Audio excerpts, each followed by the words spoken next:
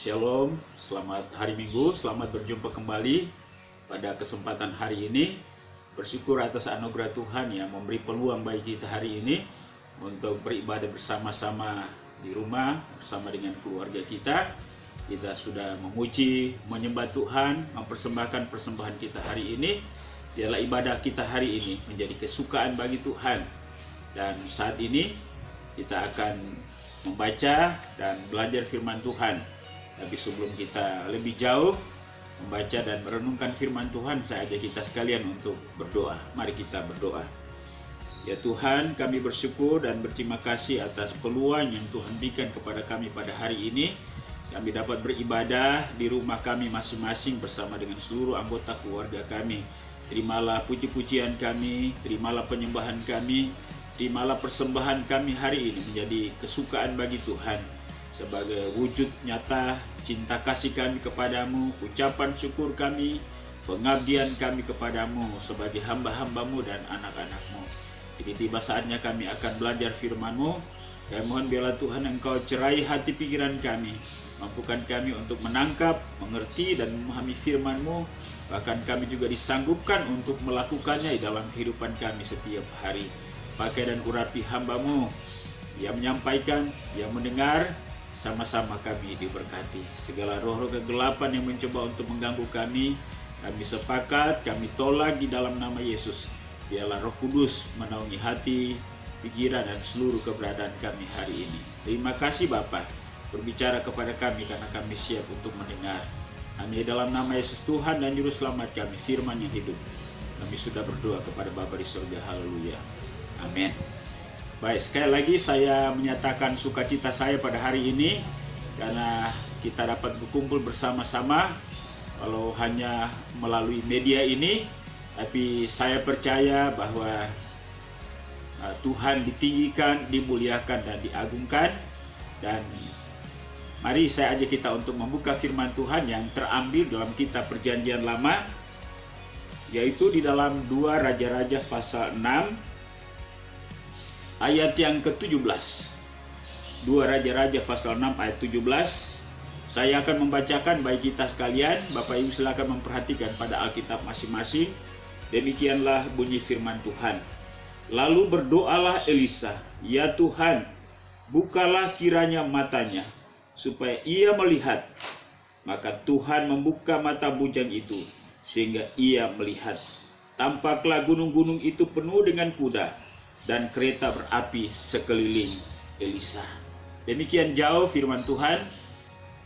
Yang berbahagia Allah mereka yang merenungkan dan melakukannya di dalam kehidupannya setiap hari. Bapak Ibu dan Saudara yang dikasihi dalam Yesus Kristus, firman Tuhan yang saya baca tadi adalah merupakan rangkaian daripada sebuah kisah yang dialami oleh Nabi Elisa bersama dengan bujang atau pelayannya. Beberapa bulan terakhir ini kita telah banyak belajar dari peristiwa-peristiwa yang dicatat di dalam kitab 2 Raja-Raja ini. Dan saya menyampaikan atau mengajak kita untuk merenungkan bagian firman Tuhan ini karena saya rasa bahwa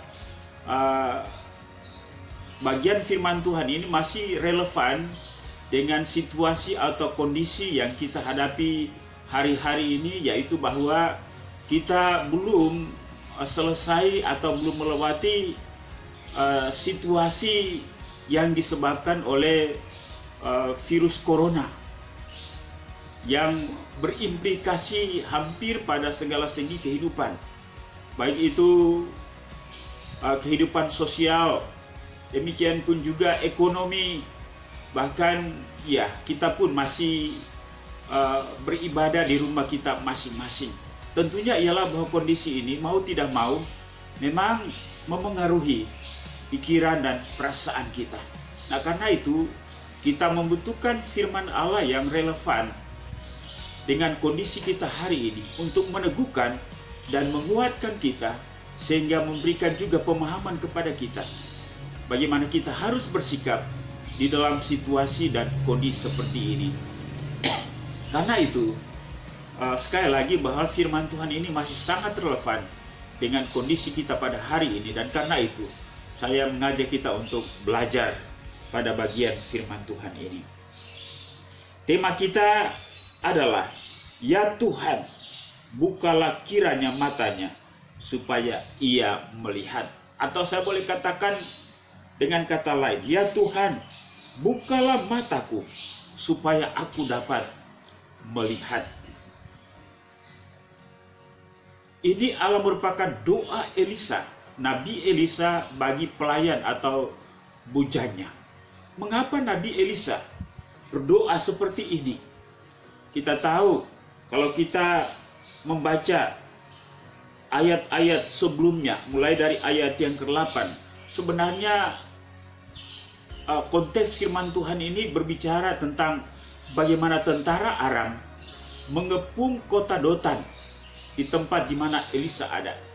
Kita tahu bahwa pada waktu itu negeri Aram ini sementara berperang melawan orang Israel, dan Raja Aram menempatkan tentara atau pasukannya di tempat-tempat atau di titik-titik tertentu untuk menghadang orang-orang Israel. Tetapi usahanya ini gagal karena diketahui oleh Nabi Elisa, sehingga Nabi Elisa memberitahukan kepada raja tempat-tempat di mana Raja Aram ini menempatkan tentaranya, dan orang Israel atau tentara Israel tidak melewati tempat-tempat itu, dan mengakibatkan upaya daripada Raja Aram ini gagal. Sehingga ketika ia gagal, ia mulai berpikir, jangan-jangan ada pengkhianat di antara orang-orang atau pasukannya. Sehingga dia mulai mengumpulkan mereka dan dia berkata, siapa yang memberitahukan atau membocorkan rahasia, memberitahukan kepada pihak Raja Israel bahwa kita menghadang di tempat-tempat ini? Namun pegawainya berkata bahwa sebenarnya di antara mereka tidak ada yang berkhianat, tetapi yang memberitahukan kepada Raja Israel bahwa Tuanku menempatkan pasukan di tempat-tempat atau di titik-titik itu adalah Elisa, Nabi di Israel. Sehingga Raja Israel memberitahukan kepada pasukan atau masyarakatnya untuk tidak melewati tempat-tempat di mana mereka menghadang. Dan akibatnya tentara Aram, Raja Aram ingin menangkap Nabi Elisa, dan ia memperoleh informasi bahwa Nabi Elisa ini ada di kota Dotan, dan akhirnya ia mengepung kota Dotan itu dengan pasukan dalam jumlah besar. Dan ketika satu pagi bujang daripada Nabi Elisa ini bangun, dia melihat begitu banyak tentara Aram, sehingga dia mengalami ketakutan. Dan ayat yang ke-15, hamba pelayan atau bujang Elisa itu berkata, celakalah Tuanku, apa yang akan kita perbuat? Dia mengalami ketakutan yang amat sangat. Bapak Ibu dan Saudara, kita tidak tahu nama daripada bujang atau pelayan Elisa. Kalau kita membaca dalam 2 Raja-Raja pasal yang ke-5, ada catatan tentang nama daripada bujang atau hamba Elisa itu yang disebut dengan Gehasi. Tetapi kemungkinan yang dicatat di sini bukanlah Gehasi, karena Gehasi setelah dihukum karena ia melanggar apa yang dikatakan oleh Nabi Elisa untuk tidak menerima persembahan yang diberikan oleh Naaman setelah Naaman disembuhkan dari penyakit kusta. Tetapi Gehasi itu tidak mengikuti perintah Elisa, sehingga dengan diam-diam ketika Naaman pergi setelah disembuhkan oleh Tuhan melalui Nabi Elisa, Gehasi diam-diam mengejar dan mengikuti Naaman, dan dia meminta imbalan atau meminta apa yang telah dipersembahkan oleh Naaman, namun ditolak oleh Elisa. Sehingga ketika dia kembali, maka Naaman berkata, penyakit kusta Elisa akan pindah kepadamu dan kepada anak cucumu. Dan firman Tuhan di dalam ayat yang terakhir dalam kitab 2 Raja-Raja pasal 5 berkata, tetapi penyakit kusta Naaman akan melekat kepadamu dan kepada anak cucumu untuk selama-lamanya. Maka keluarlah Gehasi dari depannya dengan kena kusta putih seperti salju. Itu berarti kemungkinan ia tidak lagi melanjutkan pelayanannya oleh karena ia telah mengalami penyakit kusta dan ia telah berbeda dengan Nabi Elisa, sehingga kemungkinan ia diberhentikan dari pekerjaannya sebagai pelayan Elisa. Nah, kita tidak tahu nama pelayan Elisa yang baru ini, tetapi rupanya ia memiliki kondisi rohani, memiliki kondisi iman yang berbeda dengan Nabi Elisa. Mengapa? Karena Nabi Elisa tidak memiliki sikap seperti pelayannya ini. Walaupun Nabi Elisa tahu bahwa ia mengalami kepungan daripada tentara Aram ini, tapi ia tidak takut. Mengapa? Karena ia tahu sungguh, ia sadar sungguh bahwa bala tentara surga menyertai Elisa di mana ia tinggal. Tetapi berbeda dengan bujanya ini. Bujanya ini belum sampai pada tahapan rohani, pandangan iman, penglihatan iman, keyakinan seperti yang dimiliki oleh Nabi Elisa. Yang ada di depannya adalah pasukan musuh dalam jumlah yang besar, sehingga dia berkata, "Celakalah Tuanku, apa yang akan kita perbuat?" Bapak Ibu dan Saudara yang dikasihi dalam Yesus Kristus, kita tahu bahwa hamba Tuhan, umat Tuhan, orang percaya senantiasa mengalami pemeliharaan Tuhan. Ada bala tentara surga yang menyertai mereka. Kalau kita memperhatikan catatan kitab Ayub tentang pernyataan iblis kepada Allah, dia berkata tentang Ayub, "Bukankah engkau yang memagari dia, yang memberkati usaha dan pekerjaannya?" Dari pernyataan ini kita memperoleh sebuah kesimpulan bahwa Tuhan tidak membiarkan umatnya, Tuhan tidak membiarkan orang yang saleh, Tuhan tidak membiarkan orang yang percaya kepadanya seorang diri, tetapi mereka memperoleh jaminan perlindungan daripada Tuhan. Dan inilah yang disadari, dipahami, dimengerti, dialami oleh Nabi Elisa, sehingga ia tidak mengalami ketakutan. Berbeda dengan pelayannya tadi, ia mengalami ketakutan yang luar biasa, sehingga dia berkata, "Celaka." Bapak Ibu dan Saudara, saya rasa bahwa kondisi rohani yang dialami oleh bujang atau pelayan Elisa ini tidak bedanya dengan kondisi yang dialami oleh para murid, bahkan orang percaya pada umumnya. Kita tahu satu waktu bahwa ketika para murid di satu subuh mereka sementara berada di atas perahu di Danau Galilea, sementara Yesus tidak bersama dengan mereka, yang walaupun nanti kemudian Yesus menyusul. Bahwa ketika Yesus menyusul mereka dan mereka melihat Yesus dan mereka menyangka dia hantu. Tapi Yesus berkata, "Ini aku bukan hantu." Lalu kemudian Petrus mengambil inisiatif untuk keluar dari perahu, berjalan di atas air untuk menjumpai Yesus. Petrus berkata, "Izinkan aku untuk keluar dari perahu." Dan Yesus katakan, "Keluarlah dari perahu." Dan kemudian Petrus berdiri dan melangkah keluar dari perahu, berjalan di atas air. Tetapi ketika dia merasakan tiupan angin sangkal, dia menjadi tawar hati, kecut, dan pada akhirnya takut. Dan akibat ketakutannya itu, ia mulai tenggelam, dan pada akhirnya ia berteriak kepada Yesus, dan Yesus menolongnya. Peristiwa yang lain, ketika satu saat Yesus sementara berlayar di satu petang bersama-sama dengan murid-muridnya di Danau Galilea pula. Dan tidak lama setelah mereka naik dalam perahu dan mereka mulai nyebrang, tiba-tiba badai datang mengamuk. Murid-murid ketakutan luar biasa. Padahal pada saat itu Yesus sementara satu perahu dengan mereka. Tapi Yesus dikatakan sementara tidur. Dan saking takutnya mereka berteriak. Dan mereka membangunkan Yesus. Dan mereka berkata, "Apakah engkau tidak peduli kalau kita binasa?" Dan pada akhirnya Yesus bangun, menghardik badai itu. Lalu kemudian dia berkata, "Di manakah imanmu?" Bapak Ibu dan Saudara yang dikasihi dalam Yesus Kristus, inilah situasi yang kita hadapi sebagai murid, sebagai anak-anak Tuhan, yang seharusnya tidak boleh seperti itu. Mengapa? Karena kita tahu Alkitab, firman Tuhan berkata, Tuhan tidak pernah meninggalkan kita. Bahkan ia menjaga kita dengan pasukan malaikat. Itulah yang dialami oleh Ayub. Namun kita tidak menyadarinya. Kita tidak memahaminya. Mungkin secara akal kita ingat bahwa Yesus ada bersama-sama dengan kita. Yesus melindungi kita.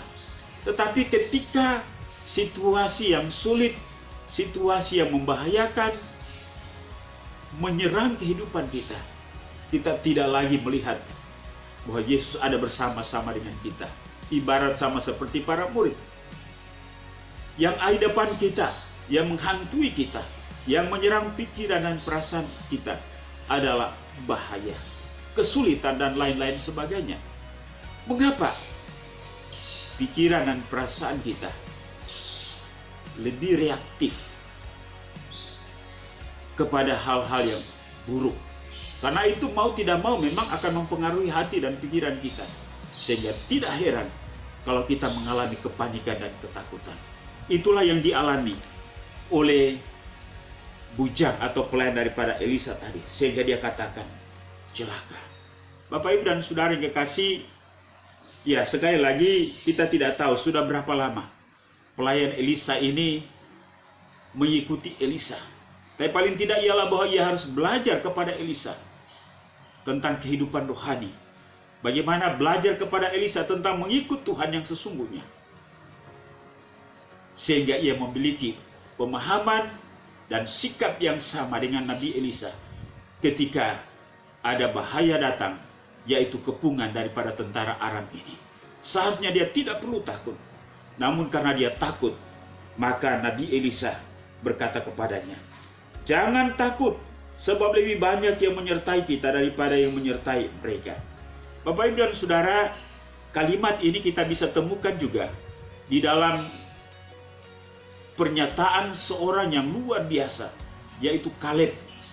Ketika 12 penyintai Israel kembali daripada pengintaian mereka dan memberitahukan kepada Musa dalam kitab Bilangan bahwa Tuhan menyertai kita walaupun jumlah musuh sangat banyak luar biasa, tidak sebanding dengan pasukan Israel.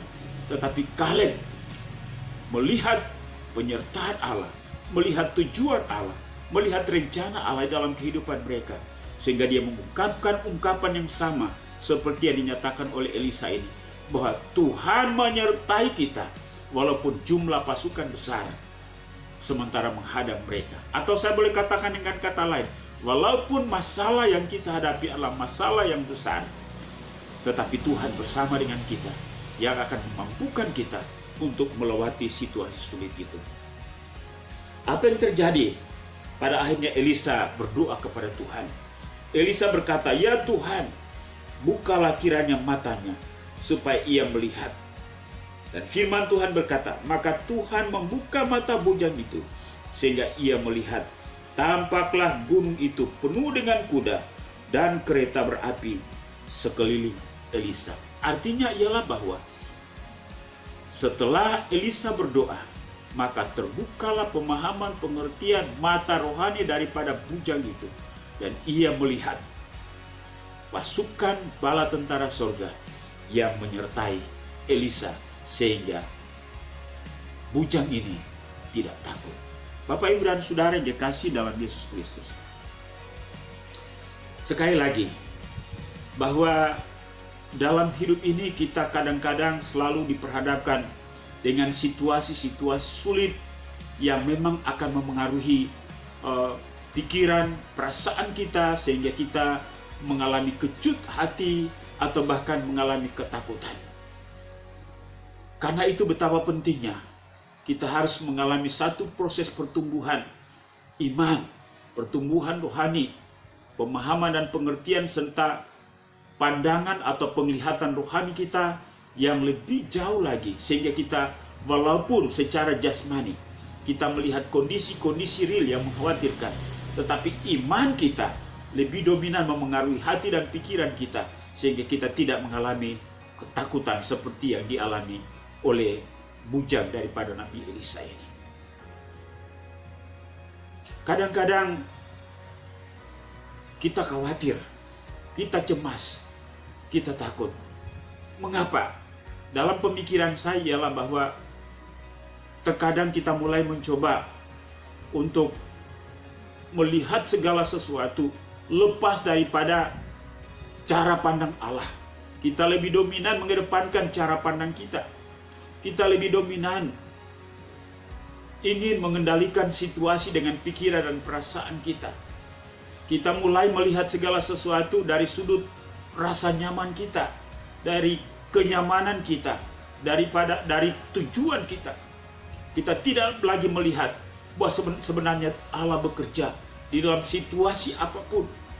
Bukankah Ia yang telah memilih dan memanggil kita untuk masuk dalam rencananya? Karena itu kita harus melihat hidup ini, melihat apa yang kita alami, melihat situasi yang ada di seputar kita dari kacamata pandang Allah. Bukankah Allah yang memiliki tujuan atas hidup ini? Bukankah Allah yang memiliki tujuan atas situasi yang kita hadapi? Karena itu betapa pentingnya kita memiliki penglihatan rohani yang lebih lagi. Karena itu, saya percaya bahwa memiliki cara pandang rohani yang lebih adalah hal yang paling penting, lebih daripada hal-hal yang bersifat jasmani yang menjadi keinginan kita dalam hidup ini. Karena itu betapa pentingnya kita berdoa sama seperti Nabi Elisa. Ya Tuhan, bukalah matanya. Atau boleh saya katakan dengan kata lain, ya Tuhan, bukalah mataku supaya aku dapat melihat. Melihat apa? Melihat perbuatan-perbuatan besar Allah. Melihat perlindungan Allah. Melihat tujuan Allah. Melihat pekerjaan-pekerjaan Allah dalam hidup ini. Bukan melihat bahaya. Bukan melihat sesuatu yang mencemaskan atau yang menakutkan. Karena itu, mari kita berdoa kepada Tuhan untuk lebih lagi menolong kita, sehingga situasi apapun yang kita hadapi tidak mengguncang iman kita, tidak membuat kita takut, membuat kita kehilangan iman, membuat kita kehilangan sukacita, sehingga kita dapat menjalani kehidupan ini dengan benar. Apa yang terjadi? Kita tahu bahwa mata bujang itu dibuka oleh Tuhan, sehingga dia melihat pasukan malaikat Tuhan yang mengelilingi Elisa. Bapak Ibu dan Saudara, kalau kita membaca pada ayat-ayat selanjutnya, kita melihat bagaimana mujizat Tuhan terjadi, bahwa Tuhan tidak pernah meninggalkan Elisa. Ketika di pagi hari bala tentara pasukan Aram itu bertemu dengan Elisa, Elisa berdoa kepada Tuhan untuk meminta supaya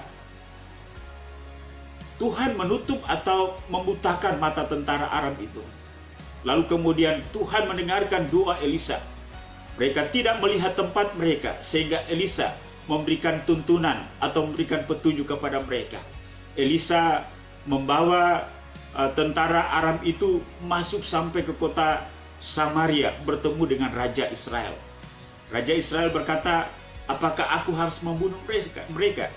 Tetapi Elisa berkata, apakah engkau terbiasa membunuh tawanan yang sudah tidak berdaya lagi? Elisa berkata, hidangkan makanan kepada mereka. Lalu kemudian Raja Israel menghidangkan makanan kepada musuh mereka, yaitu tentara Aram itu. Dan setelah mereka makan sepuasnya, maka mereka disuruh kembali ke negeri mereka, negeri Aram. Firman Tuhan berkata bahwa sejak saat itu, walaupun pada akhirnya nanti kali berikutnya mereka akan menyerang kembali, tapi beberapa waktu lamanya mereka tidak lagi mengganggu bangsa Israel.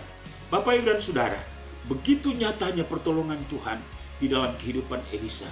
Begitu nyatanya perbuatan besar Tuhan yang disaksikan, dilihat tidak hanya oleh Nabi Elisa, tetapi juga masyarakat Israel, masyarakat kota Dothan, dan lebih lagi hamba atau bujang Elisa tadi.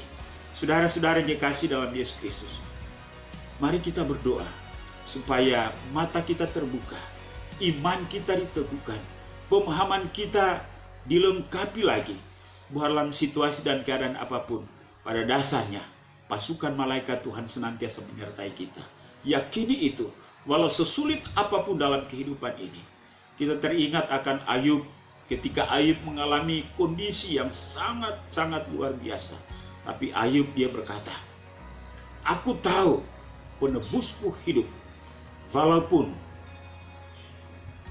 kulitku, ya, tubuhku mengalami kerusakan. Tapi aku tahu bahwa penebusku hidup dan ia akan bangkit dari debu. Ia akan menolong aku, ia akan memihak kepadaku, dan hatiku rindu merana merindukan dia. Inilah sebenarnya yang ada dalam hati kita. Keyakinan yang sungguh, keyakinan yang luar biasa akan pertolongan Tuhan bagi hidup kita. Bukankah janjinya senantiasa ia nyatakan kepada kita dalam firman-Nya ini, bahwa sekali-kali aku tidak akan melupakan engkau, dan sekali-kali aku tidak akan meninggalkan engkau. Mari kita berpegang kepada janji Tuhan. Kita sadar sungguh bahwa kalau kita masih ada sampai dengan hari ini, semua karena anugerah Tuhan. Dan bukti janji Tuhan masih kita alami. Karena itu, sekali lagi, apapun yang kita hadapi, situasi ini kita tidak tahu kapan akan berhenti. Tapi satu hal yang kita tahu ialah bahwa penyertaan Tuhan akan senantiasa menyertai kita sampai kapanpun. Karena itu, mari kita terus berdoa kepada Tuhan. Walaupun kita berdoa supaya kita bisa melewati situasi ini, tapi kita juga berdoa bagi diri kita, bagi suami, bagi istri, bagi anak-anak kita. Ya Tuhan, bukalah mataku. Ya Tuhan, bukalah matanya, supaya aku dapat melihat. Apa yang kita lihat? Perbuatan besar Allah dalam hidup kita, pertolongan Tuhan dalam hidup kita, tujuan dan rencana Allah di dalam kehidupan kita, sehingga kita tidak kehilangan sukacita, kita tidak kehilangan tujuan hidup, karena Tuhan yang menyertai perjalanan hidup ini. Dialah Tuhan memberkati kita, teguh, kuat, sampai kita melewati situasi ini, menjadi sebuah kesaksian untuk hormat dan kemuliaan bagi nama Tuhan. Haleluya, Tuhan Yesus memberkati. Mari kita berdoa. Bapa kami di sorga, kami bersyukur dan berterima kasih kepadamu untuk hari ini. Kami boleh belajar kembali dari peristiwa yang dialami oleh Nabi Elisa bersama dengan bujangnya, di mana tentara Aram mengepung kota Dotan, di mana Nabi Elisa tinggal bersama dengan bujangnya.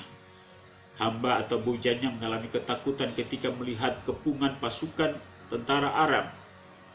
Tetapi Elisa tidak takut, karena dia tahu bahwa ada pasukan malaikat surga menyertainya, melindunginya. Sehingga dia mendoakan bujangnya itu, ya Tuhan, bukalah matanya, supaya ia dapat melihat. Dan Tuhan membuka mata daripada bujang Elisa itu, sehingga walaupun secara jasmani ia melihat pasukan tentara Aram, tapi secara iman, mata rohaninya terbuka, dan dia melihat bala tentara surga yang begitu besar jumlahnya, melindungi, menyertai, membela, memelihara mereka. Terima kasih Bapa. Kami berdoa juga buat setiap kami, buat pribadi kami, buat istri, buat suami, buat anak-anak, dan orang-orang di seputar kami. Tuhan, bukakan mata rohani kami, agar kami dapat melihat pembela-Mu, melihat pasukan malaikat-Mu, dan meyakini dengan sungguh bahwa Engkau tidak pernah meninggalkan kami sebagaimana janji firman-Mu. Terima kasih Tuhan. Kami masih berada dalam situasi yang disebabkan oleh penyebaran virus corona yang berdampak pada segala segi kehidupan kami, ekonomi kami, kemudian hubungan sosial kami, dan berdampak pada hal-hal yang lain. Walaupun kondisinya seperti ini, mampukan kami untuk melihat rencana-Mu dalam hidup kami. Mampukan kami untuk melihat pembelaan-Mu, pasukan malaikat-Mu. Mampukan kami untuk melihat tujuan Allah dalam hidup kami. Sehingga kami tidak takut, kami tidak kehilangan sukacita, tapi kami terus berjalan menuju masa depan yang Tuhan siapkan bagi kami. Berkati seluruh jemaat Marturia, baik itu bapak-bapak, ibu-ibu, pemuda, remaja. Mari teguhkan mereka untuk melihat pekerjaan Allah, bukan situasi real yang mereka hadapi yang menyebabkan mereka takut, tetapi melihat pasukan malaikat-Mu, sehingga mereka berani untuk menghadapi kenyataan hidup ini. Terima kasih, memberkati kehidupan rumah tangga, memberkati keadaan ekonomi mereka, memberkati kesehatan mereka bagi mereka yang lemah tubuh maupun sakit, sehingga mereka tetap teguh kuat di dalam Tuhan sampai kami melewati situasi ini. Kami bersyukur bersama-sama dengan anak-anak kami yang Tuhan sudah tolong sehingga mereka dapat naik kelas, mereka telah menerima raport mereka. Terima kasih, kami memuji Tuhan karena Tuhan baik dan Tuhan tidak pernah meninggalkan mereka. Kami juga berdoa untuk anak-anak kami yang akan ulangan di minggu-minggu ini, minggu mendatang. Mampukan mereka Tuhan, bagi mereka yang kuliah, yang menghadapi ujian akhir semester, Tuhan tolong beri hikmat akal budi, mampukan mereka sehingga mereka berhasil. Terima kasih Bapa. Kami berdoa juga buat mereka yang mengalami pergumulan apapun. Kami topang mereka di dalam nama dan kuasa-Mu. Tuhan, Engkau memberi jalan keluar atas persoalan yang mereka hadapi. Kami terus berdoa untuk mereka yang sakit, yang lemah tubuh. Kami terus berdoa untuk Pak Chandra Maruhawa, Pak Oki, Pak Ibau. Mari Tuhan, Engkau tolong mereka, hibur dan teguhkan mereka, dan mereka boleh terus berpegang teguh kepada janji firman-Mu. Bersama dengan keluarga Pak Andro, kami bersyukur untuk anak kami Elizabeth yang pada tanggal 8 kemarin Tuhan sudah tambahkan usia setahun lagi. Berkati anak ini supaya dia dari kecil dia dididik untuk mengenal dan takut akan Tuhan. Jadi besar, Tuhan siapkan masa depan yang penuh harapan. Keluarga Pak Andro Angel, Tuhan memberkati bersama isi dan anak-anak yang lain, dan mereka tetap setia dengan Tuhan. Terima kasih Bapa di sorga. Terima kasih, kami mau berdoa juga Tuhan untuk seluruh jemaat Marturia, baik itu bapak-bapak, ibu-ibu, pemuda, remaja, dalam segala keadaan apapun. Tuhan teguhkan, Tuhan sertai, Tuhan terus bangkitkan semangat mereka. Kami mau berdoa juga untuk rencana ibadah kami pada awal Juli, tanggal 5. Kami mohon biarlah Tuhan Engkau tolong Bapa, supaya segala sesuatu dapat berjalan dengan baik, dan kami dapat menemukan situasi kebersamaan kami sebagai keluarga Allah. Kami mau berdoa juga Tuhan untuk seluruh gereja-gereja Tuhan yang ada di Indonesia, khususnya untuk gereja Kemajuan Indonesia, baik pada tingkat pusat, wilayah, daerah, sampai kepada gereja-gereja lokal. Tuhan Engkau tolong memberkati juga bangsa dan negara kami. Tuhan Engkau memberkati presiden, wakil presiden, kabinet, demikian pun juga semua lembaga tinggi negara, TNI, Polri, demikian pun juga para dokter, tenaga medis yang bahu-membahu untuk dapat menanggulangi penyebaran virus corona ini. Tuhan pakai mereka. Kami juga berdoa untuk semua warga masyarakat Indonesia supaya bisa hidup disiplin untuk dapat mengatasi dan memutus rantai penyebaran corona ini, dan negeri ini boleh bebas daripada virus corona, sehingga dengan demikian menjadi kesaksian untuk hormatan kemuliaan bagi nama Tuhan. Yang berdoa juga untuk semua negara-negara di dunia ini yang masih terbelenggu oleh situasi penyebaran virus corona ini. Mampukan, sadarkan kami bahwa tidak ada sesuatu pun yang dapat diandalkan di dunia ini yang dapat melindungi kami dari ancaman terhadap kehidupan ini, selain daripada Tuhan sendiri yang punya kuasa, yang punya kehidupan ini. Terima kasih Bapa di sorga, terpujilah nama-Mu. Kami bersyukur untuk berlangsungnya ibadah kami hari ini di rumah-rumah. Tuhan Engkau memberkati, dan dengan ibadah hari ini kami boleh bersuka cita semuanya. Terima kasih juga untuk persembahan jemaat-Mu yang telah diberikan kepadamu pada hari ini, baik itu persembahan kolekte, persembahan janji iman, persembahan pembangunan, persembahan persepuluhan. Ini adalah merupakan wujud nyata ketaatan, kasih, ucapan terima kasih kami kepadamu atas segala berkat yang Tuhan berikan kepada kami. Ialah semuanya ini jadi kehormatan kemuliaan bagi nama Tuhan, dan kembalikan berkat-Mu berlipat kali ganda bagi jemaat-Mu yang sudah memberi dengan sukacita. Terpujilah nama-Mu ya Tuhan. Inilah doa kami sadar sungguh bahwa doa kami jauh dari sempurna. Karena itu kami percaya bahwa Roh Kudus penolong agung kami turut menyampaikan kepada Bapa di sorga dengan keluhan-keluhan yang tidak terucapkan, dan yang Kau akan menjawab jauh lebih besar dari apa yang kami doakan, karena kami bahwa semuanya ini adalah satu nama yang maha kuasa, yaitu Yesus Tuhan dan Juru Selamat kami. Bapak, Ibu, dan Saudara yang kekasih, kita akan akhiri ibadah kita hari ini. Karena itu arahkanlah hatimu hanya kepadanya. Mintalah kekuatan daripada Tuhan, dan apa yang telah disampaikan kepadamu pada hari ini, terimalah itu, lakukanlah itu dalam segenap kehidupanmu. Dan biarlah kasih karunia daripada Allah Bapa, anugerah dan damai sejahtera dalam nama Tuhan Yesus, serta pimpinan penghiburan pertolongan Roh Kudus menyertai kita sekalian hari ini, bahkan sampai selama-lamanya. Haleluya. Kita sama-sama katakan amin. Bapak Ibu yang kekasih, bersyukur ibadah kita hari ini telah berlangsung dengan baik. Biarlah sukacita Tuhan senantiasa menjadi bagian dalam kehidupan kita masing-masing, dalam kehidupan keluarga kita. Dan biarlah damai sejahtera Allah senantiasa menjadi bagian dalam hidup kita. Sampai kita berjumpa kembali pada kegiatan-kegiatan ibadah yang lain di waktu-waktu mendatang. Shalom, Tuhan Yesus memberkati.